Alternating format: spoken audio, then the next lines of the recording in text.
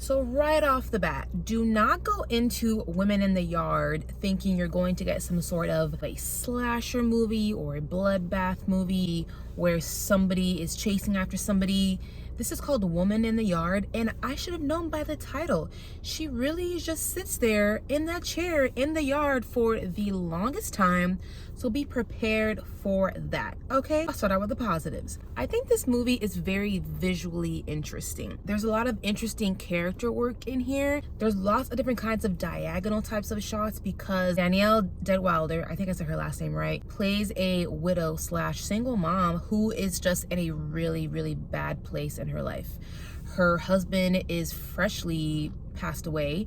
She has her kids and her home that she's really not taking care of, and you can tell she's in a very low point in her life. It's really a depressive state, and so that explains why a lot of the different shots will be kind of like hazy. They'll be kind of off kilter because that's very much how this character is living her life, but also her kids are kind of being put through this experience with her as well, as her depressive state is really affecting her children. I believe this is my first time seeing her act, and I thought she was very good. She's on screen and the camera loves her and you want to see her. You kind of get swallowed up in her big wide eyes. Kind of really makes you feel her pain. I'm going to get more into this in my negatives, but funny enough, I was engaged through a lot of this movie. It is an hour and a half. It did feel longer, and I do think it has some pacing issues.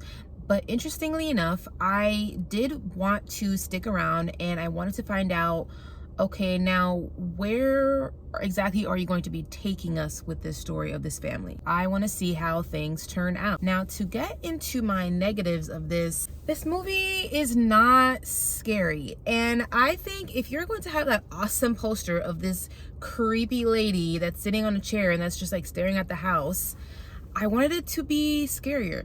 There's definitely creepy moments, and there's definitely very, very few even gory moments, but for me, maybe because I am a freak, but I kind of just saw the very few jump scares in here. I saw all of them coming, so I didn't really feel the thrill of this. And fair warning, if you are not a fan of a slow burn horror movie, I think a lot of people are not going to enjoy it because of that. And this is a different type of horror film, because I know that we're using that name to moniker this, but this is very different type because this is actually a family drama with a little creepy horror story happening in the background, really, because this movie is about this family. You have the mom, the two kids, and as I told you, she is very, very depressed. And I think the horror aspect comes in here because it's kind of showing you what happens and what can manifest when you are dealing with grief and depression, and when you're not really dealing with that, and when you are really dealing with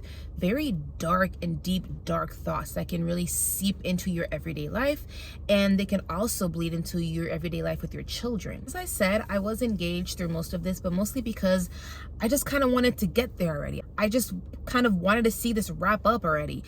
But by the end of it, when we are starting to wrap things up, that felt like even prolonged still. Like it still felt like it was making the slow burn even slower, and I was just getting impatient. I just wanted to see, like, okay, like, can we wrap this up?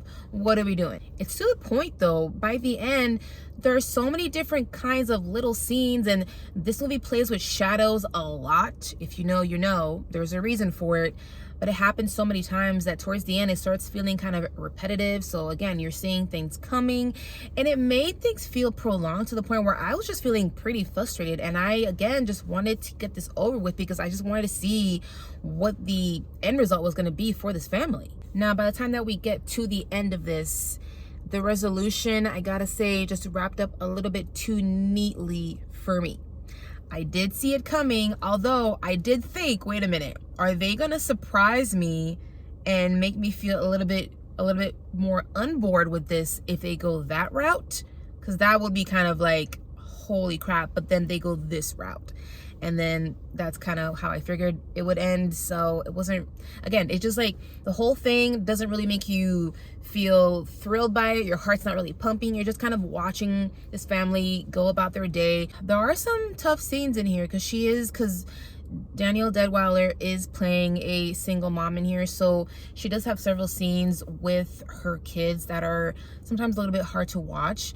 but I think that if you are a person who has dealt with a single parent, that can be really hard. And some of the frustrations are things that kind of make sense, especially if you have been brought up in a single household. I had appreciated the visuals in here. I thought the acting was good. And I did like the story, but I think the pacing of this is what kind of killed it for me. I think this is below 90 minutes, but it still felt like it was maybe 2 or 3 hours.